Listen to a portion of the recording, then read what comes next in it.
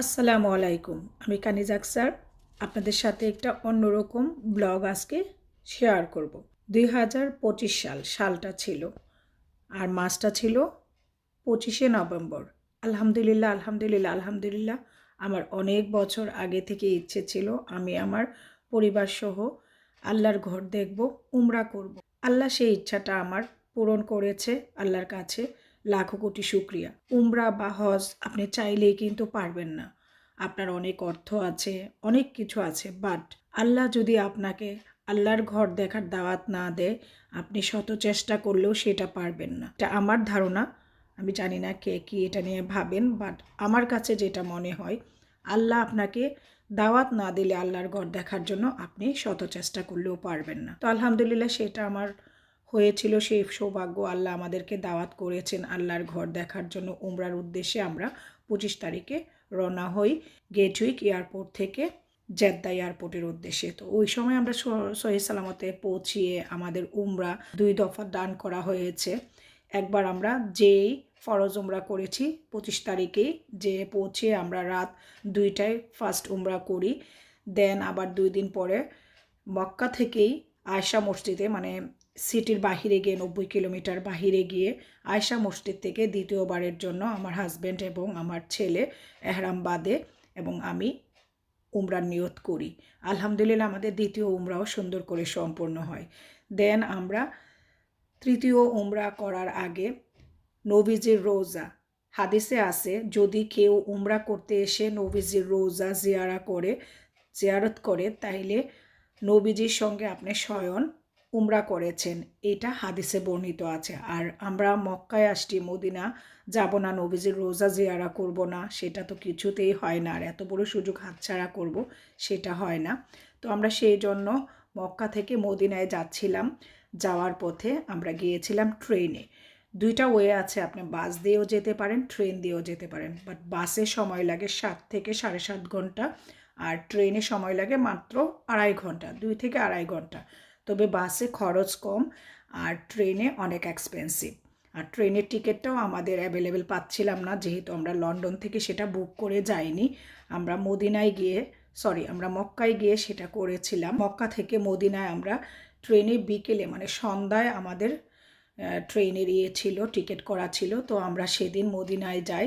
যাওয়ার পথে যা যা সিনারি ছিল একটু রেকর্ড করেছি, কারণ রাতে কিছুই দেখা যায়নি। মদিনায় যাওয়ার পথে আমি সেদিন অসুস্থ হয়ে পড়ে, আমার খুব থ্রট মানে গলা ব্যথা, একটু একটু ঠান্ডা, আমি একদম কথাই বলতে পারতেছিলাম না। আর আমি পুরো উমরা সফরে কোনো ভিডিও মেক করিনি। উমরা চলাকালীন তো প্রশ্নই আসে না। যখন জিয়ারাতে গিয়েছি, মক্কাতেও জিয়ারা আপনার ম্যান্ডেটরি, জিয়ারা আপনাকে করতেই হবে। জিয়ারা মানে ভিজিট করা বিভিন্ন প্লেস যেখানে নবীজি যুদ্ধ করেছেন, উহুদ পাহাড়, উহুদের যুদ্ধ, তারপরে আরও অনেক কিছু আছে, এই মুহূর্তে আমার মনে আসতেছে না। নবীজি যে এখানে 3 রাত 3 দিন গুহার মধ্যে ছিলেন, যেই পাহাড়ে সেই পাহাড়, এরকম অনেক কিছু আছে যেগুলো আপনাদেরকে জিয়ারা করতে হবে। জিয়ারাটা ম্যান্ডেটরি, মানে জিয়ারা করতেই হবে। তো সেই জন্য জিয়ারার জন্য আমরা যে একদিন বের হয়েছিলাম, সেই দিন আমি একটুখানি টুকটাক ভিডিও করেছি। আর জিয়ারা যেদিন করেছিলাম সেদিনই আমরা আয়েশা মসজিদ থেকে দ্বিতীয়বারের মতো আমার ছেলে এবং আমার হাজব্যান্ড এহরাম বাঁধে, আর আমি উমরার নিয়ত করি দ্বিতীয় উমরার। তারপরে তো আমরা এখন 2 দিন পরে আবার চলে যাচ্ছি মদিনাতে।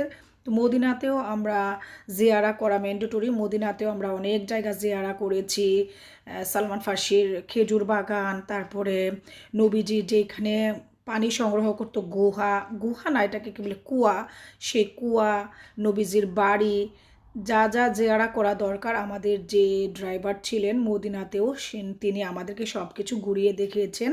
তো সেই জায়গাগুলোও জিয়ারা করেছিলাম। জিয়ারা করার সময় একটু একটু টুকটাক ভিডিও করেছি, তখন তো আর উমরা করতেছি না। তবে আমার ছেলে অনেক কিছুই ভিডিও করেছে, কোনো এক সময় সেটা আমি আপনাদের সাথে শেয়ার করব। কারণ জিয়ারা করাটা কতটা জরুরি, আর উমরার উদ্দেশ্যে যাওয়ার আগে আপনাকে অনেক নিয়ম কারণ জানতে হবে, শিখতে হবে। আমি সেই ভিডিওটা যদি কখনো শেয়ার করি, সেখানে আমি সব কিছু এক্সপ্লেন করব। উমরারও অনেক কিছু নিয়ম আছে, এহরাম বাঁধানের নিয়ম আছে, অনেক কিছু আছে, সেগুলো আমি ওই ভিডিওতে শেয়ার করব। তো আমরা মদিনাতে 4 রাত 3 দিন। তো ওইখানে যে যাওয়ার পরে ফার্স্ট নাইট যেদিন আমরা যাই, সেদিন আমি তাহাজ্জুদ, ফজর এবং পরের দিন জোহর নামাজ পড়তে পারি নাই। আল্লাহ যদি আমাকে মাফ করে।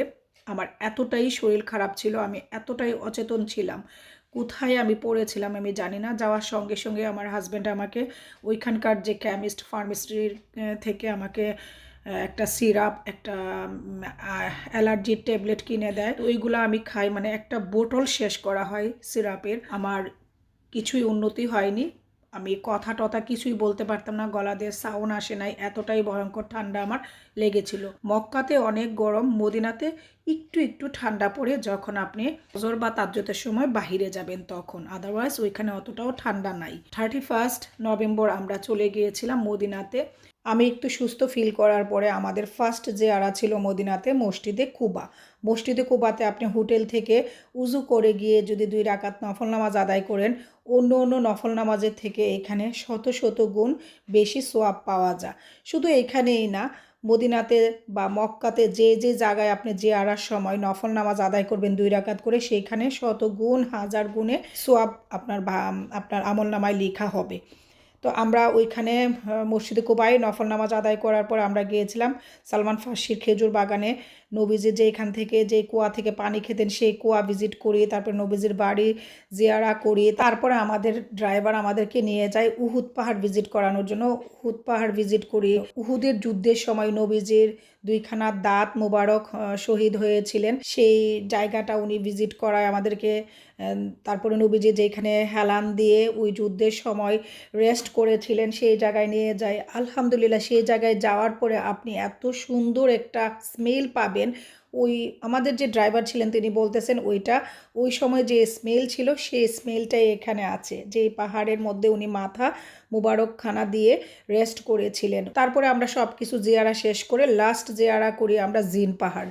জিন পাহাড় জিয়ারা করার পর আমরা চলে যাই ডিরেক্ট, আমাদের ড্রাইভার আমাদেরকে নামিয়ে দেয় মসজিদে নববীতে। মসজিদে নববীতে আমরা এশার নামাজ পড়ে আমরা হোটেলে ব্যাক করি। পরের দিন খুব সকালে আমাদের মদিনা থেকে মক্কায় ট্রেন ছিল, তো স্টেশনে এসে আকসার এবং আসপি তৃতীয় উমরার জন্য এহরাম বাঁধে। মক্কাতে ফিরে আলহামদুলিল্লাহ আমরা তৃতীয় উমরা দুপুরে সম্পন্ন করি।